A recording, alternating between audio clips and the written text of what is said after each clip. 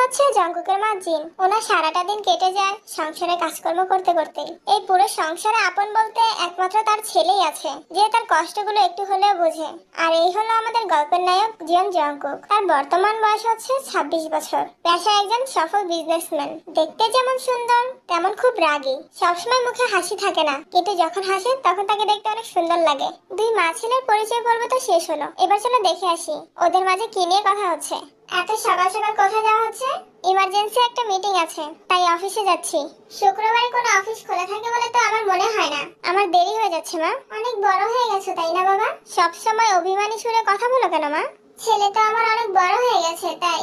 আচ্ছা আমি যাচ্ছি, বাড়িতে ফিরতে দেরি হবে। রাতে খাবার নিয়ে বসে থেকো না। আজকে কোথাও যাওয়া লাগবে না। না গেলে আমার কোটি টাকা লস হয়ে যাবে মা। তোমার কাছে মায়ের থেকেও কোটি টাকা বেশি হয়ে গেল। আমি কি সে কথা একবারও বলেছি? সব সময় মুখে বলা লাগে না, ব্যবহার দেখলেই বোঝা যায়।